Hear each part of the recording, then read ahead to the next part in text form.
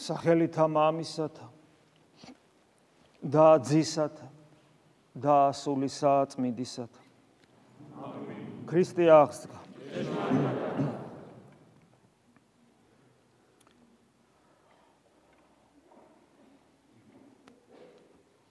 უფალმა რწმენა მოგცა. უფალმა რწმენა გაგვიცოცხლა, რომელიც სწორ სარწმუნოებრივ ცხოვრებაში ვლინდება, ასე თუ ისე, როგორც ვახერხებთ ძალისაებ ჩვენისა. უფალმა მცირეოდენი გამოცდილებაც შეგვძინა, რისი ძალითა და მადლითაც ჩვენ ვახერხებთ წლების განმავლობაში უერთგულოთ დედა ეკლესიას. უერთგულოთ როგორც შეგვიძლია, მაგრამ მაინც ეს იქნება ურთიერთობა მოყვასთან, ჩვენი პირადი ღვთისმაძიებლობა თუ ლიტურგიკულ მსახურებებზე წლობით, საათობით დგომა. მოგცა ზალი და მადლი პირადი ღვაწლისა, რომლითაც ჩვენ ყოველთვის უკმაყოფილონი ვართ. რამე თუ გძნობთ, რომ რაც არ უნდა ვაკეთოთ, ყოველივე ეს საკმარისი არ არის. და საკმარისი რომ არ არის, ამის განცდად მოგცა უფალმა, კერძოდ ის, რომ ღვთის მადლით სულ ხედავთ ჩვენ საკუთარ ცოდვილ დაცემულ ბუნებას. და ვიცით, რომ სწორედ ის არის მიზეზი იმისა, რომ რწმენა არ ცოცხლდება ისე და იმგვარად, როგორც იგი უნდა გაცოცხლდეს. როგორც წერია წმინდა წერილში, რომ ჩვენი გული მადლის წყაროდ გადაიქცეს, საიდანაც მიედინებიან მდინარეები მარადიული სიცოცხლისკენ. როგორც წერია წმინდა წერილში, რომ ნათელი უნდა ვიყოთ ამას სოფლისა. როგორც წერია წმინდა წერილში, რომ ქრისტეს მსგავსი აზროვნება, ქრისტეს მსგავსი ცხოვრება უნდა გვქონდეს. როგორც გვასწავლიან წმინდა მამები, რომ თუ ღმერთთან ურთიერთობის გამოცდილება არ გვაქვს და ამ გამოცდილების ღმერთის ჩვენთან ყოფობის სუბიექტური განცდა თუ არ გვაქვს ჩვენ ქრისტიანებიც არ ვართ. კაცრი შეფასება კი, მაგრამ ეს სიმკაცრე, უпростоრად ეს მაქსიმალიზმი მოდის წმინდა წერილიდან, თუნდაც იმ ადგილიდან, როცა უფალი გვეუბნება, რომ უნდა ვიყოთ სრულყოფილნი ისეთი, როგორც ჩვენი ზეციური მამაა სრულყოფილი. ეს ყველაფერი ჩვენ ვიცით. და ვიცით ისიც, რომ თუ რაღაცა ისი არ არის და სამწუხაროდ არ არის, ვერ გავიშვერთ ხელს უფლისაკენ. იმიტომ რომ ჩვენ გვწამს წმინდა წერილის, რომელიც ასევე გვეუბნება, რომ ჩვენი უფალი იესო ქრისტე ყოველი ადამიანის გულთან დგას და რეკს, რომ ეგების ვიღაცა მისმინოს. ანუ რწმენა მოგვეცა. ბევრი მადლი მოგვეცა, რომლის საშუალებითაც ჩვენ მცირეოდენი ღვაწლიცა გვაქვს, საკუთარი თავის ხედვაცა გვაქვს, უფლისადმი ცოტათი ერთგულებაცა გვაქვს. და ის ცოდნაც გვაქვს, ის მინიმალური ცოდნა, რომელიც სწორად გვახედებს რეალობას, ჩვენს თავს სწორად გვაჩვენებს.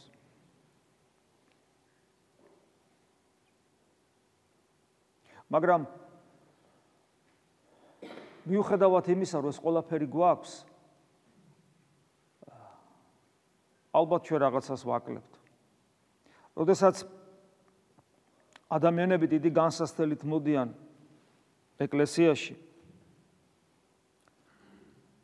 და ისინი ითხოვენ ნუგეშს, თითოეული ჩვენთაგანისაგან, თქვენთანაც ყოფილა ალბათ შემთხვევა, როცა ადამიანი იცის რა, რომ მორწმუნე ხარ, ნუგეშს ითხოვს რაღაც დიდ ტკივილისა და განსასწრელის გამო. ასევე რა თქმა უნდა მოდიან სასულიერო პირებთან. რაც დრო გადის, უფრო და უფრო ხვდები, რომ ასე დროს, თუ რა თქმა უნდა უფალმა სიტყვა არ მოგცა, ადამიანურად რაც მეც ეცდები, რომ ადამიანი დიდ განსასწრელში ანუგეშო, უფრო მეტ და მეტ სისულელეებს ეტყვი, უფრო მეტ და მეტ შეცდომას დაუშვებ, ამ ადამიანთან ურთიერთობაში. იმიტომ რომ ჩვენ შეუძლებელია ღვთის მადლით შესაძლებელია მხოლოდ თავისთავად შეუძლებელია რომ ის განიცადო ის ტკივილი რაც ადამიანს ტკივა რომელიც შენთან მოვიდა და ნებისმიერი შენი მცდელობა ადამიანურად ნათქვამი იმდენად ზერელია რომ ხშირად შეიძლება შეურაცხყოფელიც კი აღმოჩნდეს ადამიანისათვის რომელსაც ეს ტკივა ერთადერთი იმიტომ რომ შენთან იმიტომ კი არ მოვიდა რომ კარგი ფსიქოლოგი ხარ შენთან იმიტომ მოვიდა რომ თუნდაც ის ურწმუნო იყოს ის ქვეცნობიერად მისი სული ნუგეშს ცოცხალ ღმერთთან ეძებს მას ღმერთი უნდა რომელიც ქვეცნობიერად ასევე თუმცა ზოგიერთი შეიძლება ცნობიერადაც თუ მით უმეტეს ცოტათი მორწმუნეა ესე დროს ადამიანი ხვდება რომ მის მდგომარეობას უშველის მხოლოდ ღმერთი რომელიც მან უნდა დაინახოს რომელსაც იგი უნდა შეეხოს რომელთანაც ერთობით მან თავისი პრობლემა ეხლავე აქვე უნდა მოაგვაროს და დგები რეალობის წინაშე გქვია ქრისტიანი მის სახელს ანუ ქრისტეს სახელს ანუ ქრისტეს ისე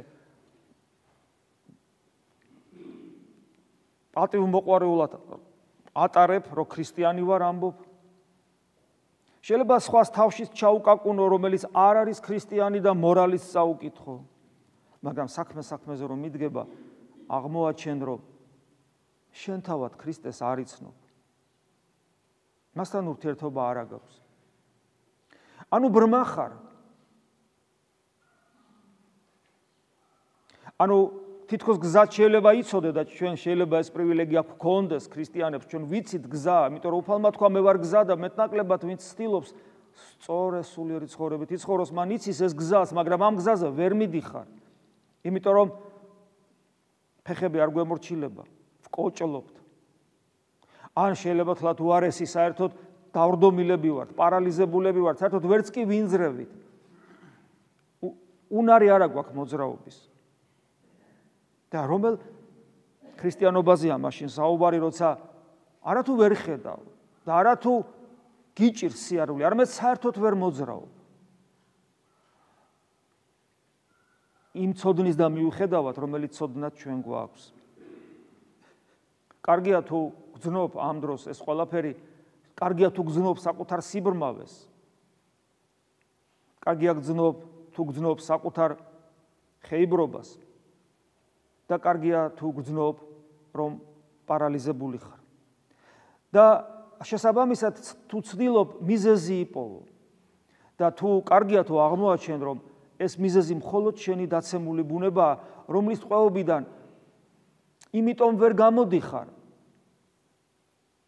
რამე თუ უფალი შენთან არის და გამოგიყვანდა იმიტომ ვერ გამოდიხარ რომ შენ არ მიგიღია სარწმუნოებრივი გმირული გადაწყვეტილება რომ უფალს ბოლომდე უერთგულო უფალთან თავგანწირული სიყვარულით იდგე არ მიგიღია ეს გადაწყვეტილება უბრალოდ იმიტომ რომ რა თქმა უნდა ქრისტეს გარეშე ჩვენ დაცემული ბუნებიდან გათავისუფლება არ შეგვიძლია მაგრამ ჩვენთან ხომ ღმერთია ჩვენ ხო ქრისტიანები ვართ ჩვენ ხო ცოცხალნი ნაწილნი ვართ მისი უწმინდესი სხეულისა ეკლესიისა ჩვენში ხომ მადლი მკვიდრობს ჩვენ ხომ ღვთის ჭურჭელნი უნდა ვიყოთ ესე იგი ჩვენ ვერ გავიმართლებთ თავს იმით რომ იცი რა ძალიან ძნელია საკუთარ თავს აჯობო ძნელი კი არა შეუძლებელია მაგრამ ჩვენთან ხომ ღმერთია მაშინ ერთადერთი რაც რჩება მიზეზი იმისა რომ ჩვენ თავს ვერ ვერევით ეს არის ის რომ ჩვენ არ თანამშრომლობთ ქრისტესთან არ მიგვიღია ჩვენ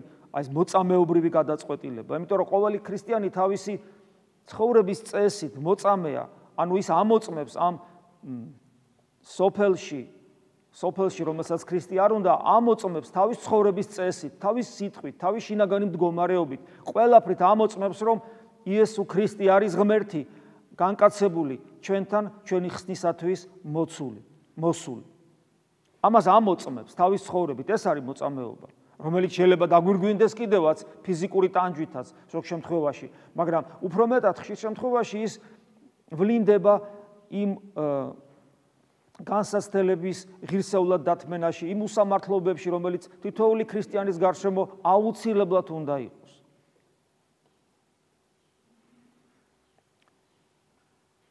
დღევანდელი სახარება სწორედ ამას ეხმიანება.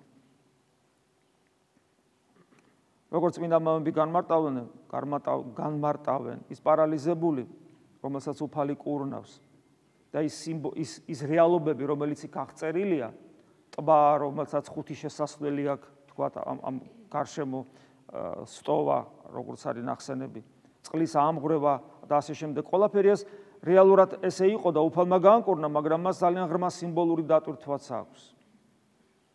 და იქ ხედავთ, რომ იქ უამრავი სწორედ ბრმა, კელობელი, ანუ კოჭლი, ასე რომ თქვათ და პარალიზებული იწვა. და ჩვენ თუ სულიერ პლანში განვიხილავ და განვიხილეთ კიდევაც აღმოვაჩენთ, რომ ეს ჩვენზეა საუბარი, ჩვენ ვართ ის ბრმები, ჩვენ ვართ ის კოჭლნი, ჩვენ ვართ ის პარალიზებულნი და ჩვენ გვჭირდება გამბანა სინანულის ცრემლით, რომელსაც განასახიერებს ის ტბა, რომელშიც ანგელოზი შთადის და როგორც წმინდა მამები განმარტავენ, გულისხმობენ დიდი ზრახვის ანგელოს, ანუ თავად იესო ქრისტეს, ანუ იმ სინანულის ცრემლში, რომელსაც ქრისტე იმყოფება, რომელმაც უნდა გააგვანოს და გაგვანთავისუფლოს იმ 5 სტოვადან, რომელიც განასახიერებს ჩვენს გრძნობებს, მიწიერ გრძნობებს, რომლითაც ჩვენ ამ სამყაროსთან კავშირი გვაქვს და ამ სამყაროსგან ვიღებთ იმ მაცდურ სიამოვნებებს, რომლის გამოც ჩვენ ღმერთი გვავიწყდება.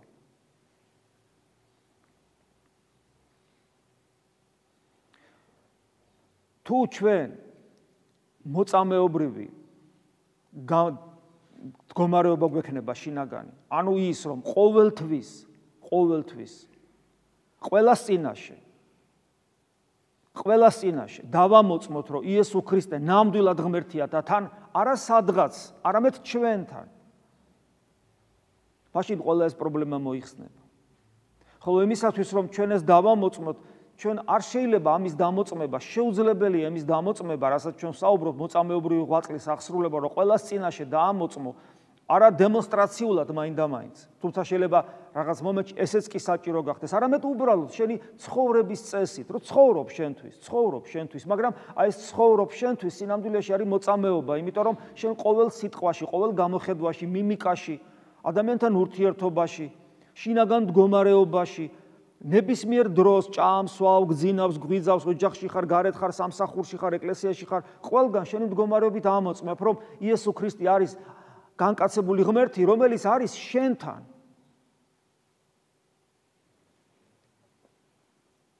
და ეს შენ ამ დროს შეიძლება ფიზიკურად საერთოდ მდუმარეთ იყო. ხმასაც კი არ იღებდე. მაგრამ ეს იყოს მოწამეობრივი ცხოვრება. მაგრამ ეს შეუძლებელია თეორიულად. ეს შეუძლებელია მხოლოდ ღვთისმადლით, იმიტომ რომ ღვთისმადლთან ჩვენ უნდა ვითანამშრომლოთ. რომ გაცოცხლდეს ყოველივე ეს ჩვენში. ჩვენ ეს შეუძლებელია თეორიულად, იმიტომ რომ შეუძლებელია რომ შენ რეალურად არ ეძებდე რომ ქრისტე შენთან არის და ამის დასტური შენ არ გქონდეს და შენი ცხოვრება იყოს მოწამეობრივი. სწორედ აი აქ არის ეს ტყუილი და ფარისეულობა ჩასაფრებული, იმიტომ რომ არანაირი კავშირი ქრისტესთან არ მაქვს, არ გძნობ, ვერ განვიცდი და ხალხის თვალში ისე გამოვიყურები, თითქოს ქრისტიანი ვიყო და ამას ხო ძალა არ აქვს. ეს ხო სიყალბეა თავიდან ბოლომდე და მესმის, რომ ეს სიყალბე რეალურია, მაგრამ არასოდეს ამას არ უნდა შევეგუოთ და იმიტომაც არსებობს ღვაწლი ეკლესიაში. ეს ლოცვითი ღვაწლი იქნება თუ სხვა ნებისმიერი და რაც თავარია, ყველაზე დიდი ღვაწლი, სინანული ხო მიზანი არ არის. მიზანი ხო ქრისტეა, სინანული ღვაწლია. ყველაფერი დანარჩენი, რასაც ჩვენ ვცდილობთ რომ ვაკეთოთ, ის ღამე წამოდგომა იქნება თუ საათობით დგომა ტაძარში თუ მარხვა თუ რა, ეს ყველაფერი დამხმარე საშუალებაა იმ დიდი ღვაწლისათვის, რომელსაც სინანული ქვია, რომელიც არის შინაგანი მეტამორფოზის პროცესი, რომელიც შენი თანამონაწილეობის გარეშე არავითარ შემთხვევაში არ წარიმართება. უფალმა შეიძლება შენ მოგცეს საწყისი სინანულისა, როცა შენ სინდისი მოგიჭერს, როცა შენ გულს უფალი შეეხება, როცა შენ თქვათ ღვთისმადლით შეიძლება შინაგანად თუ გარეგნულად ცრემლით ჩამოგივარდება, მაგრამ აი მერე თუ არ დაიწყო პროცესი შენი თანამონაწილეობით, როგორც წესი ეს დასაწყისშივე კვდება და ჩაიფერფლება. ამიტომ ეს ღვაწლი, რასაც სინანული ქვია, ანუ პროცესი საკუთარი თავის ხედვისა და ღვთისკენ სწრაფვისა, სულ მუდმივად უნდა იყოს ჩვენში. სულ მუდმივად უნდა ვცდილობდეთ გულში კარები გაუღოთ ქრისტეს, რომელიც დგას იქ და რეკს. ეგების ვიღაცა მისმინოს და ეგების ეს ვიღაცა მეც ვიყო, ერთხელაც იქნება, რომ როგორმე კარები გაუღო. ამას ჭირდება შინაგანი ცხოვრება. შინაგანი ცხოვრება, ანუ ნამდვილი ადამიანური, სერიოზული ცხოვრება. როცა ადამიანს ყველაზე დიდი საუნჯე საკუთარ თავში ეგულება. როცა ადამიანი ვერასოდეს ვერ დაკმაყოფილდება და ვერასოდეს იქნება ბედნიერი გარეგანი წარმატებებით, გარეგანი სიამოვნებებით, გარეგანი სიხარულებით. თუ ეს ყველაფერი აქვს, იგი მადლიერი იქნება ღმერთის და ეს მადლიერება იმაში გამოვლინდება, რომ ისევ შიგნით შევა და ისევ შიგნით დაიწყებს ძიებას ღმერთისა. თუ ტკივილი და განსაცდელი აქვს და ეს რა თქმა უნდა ძიმია. იგი სასწარკვეთილებას კი არ მიეცემა, მით უმეტეს ღვთისგმობას კი არ დაიწყებს. არამედ კვლავ შიგნით ჩავა და მიზეზებს დაიწყებს, მიზეზების ძიებას საკუთარ თავში და შიგნით დაიწყებს და კვლავ უფლის ძიებას შეუდგება. ანუ ყველაფერი რაც ჩვენს გარშემო ხდება ერთგვარი სტიმული, მიზეზი, ბიძგის მომცემი, რომ საკუთარ თავში შევიდე და იქ ქრისტესთან ერთობა ვეძებოთ. ამას ქვია შინაგანი ცხოვრება. გარეგნულად ეს შეიძლება ადამიანს ასე არც კი ეთყობოდეს. მაგრამ ეს შინაგანი ცხოვრება მას მოწამეობრივ ცხოვრებას ანიჭებს და ეს აუცილებლად დასანახი ხდება მრავალი ადამიანისათვის, ოღონ იმ ადამიანებისათვის, ვინც თუნდაც ქვეცნობიერად ქრისტეს ეძებს, იმიტომ რომ ესეთი ადამიანი ამ დროს სინათლის გამცემი ხდება. იმიტომ რომ შიგნით ცხოვრება სწორედ მადლს მოაწევს ადამიანში, რომლის დანახვაც შეუძლია იმ ადამიანს, რომელიც თუნდაც ქვეცნობიერად ვიმეორებ ღმერთს ეძებს. და ეს სინათლე თავად ქრისტეა. მე ვარ ნათელი ამას სოფლისა, უფალი ამბობს. აი ეს არის ის ცხოვრება, რომლითაც ჩვენ უნდა ვიცხოვროთ. ეს არის ის ცხოვრება, რომელიც განკურნავს ჩვენს სიბრმავეს, განკურნავს ჩვენს მკელობლობას, ანუ ხეიბრობას, განკურნავს ჩვენს პარალიზებულ მდგომარეობას. და როცა უფალი გვეუბნება კურნავს და ჩვენი კურნება პროცესია კურნებისა, დღეს რაც უთხრა იმ პარალიზებულს იგივეს გვეუბნება, აღარ შესწოდო, რომ უფრო უარესი არ დაგემართოს და რა ცოდვაზეა საუბარი. აი იმ ცოდვაზე, როდესაც ჩვენი გრძნობების, მიწიერი გრძნობების ტყვენი ხვდებით, რითაც ჩვენ დაცემულ ბუნებას ისეთ ძალას ვანიჭებთ, რომელიც გაუვალ ზღუდეთ გვექცევა ჩვენსა და ღმერთს შორის, იქცევა ჩვენსა და ღმერთს შორის. ამ ცოდვაზეა საუბარი. ანუ როცა ადამიანი არ ცხოვრობს შინაგანი ცხოვრებით და ცხოვრობს იმ გარეგანი გრძნობისმიერი ცხოვრებით. ამ ცოდვაზეა საუბარი.